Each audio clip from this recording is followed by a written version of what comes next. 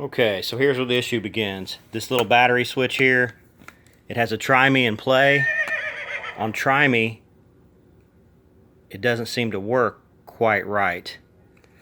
If you hit the button that's right here in his neck, he's supposed to do things, I think. I don't know. There's also another button right here.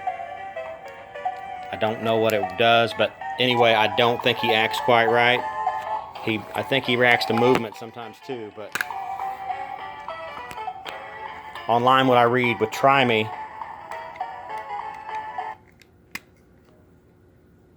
the switch is kind of, this little switch right here is what's kind of silly. It works, but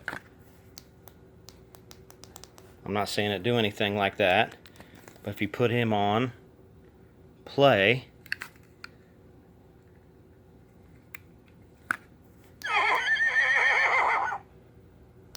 see, now it's working. The button's working now.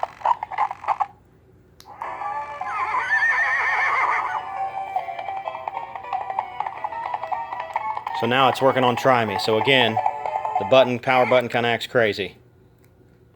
But it does work. See, now it's... If you hit it a third time, it's supposed to do music.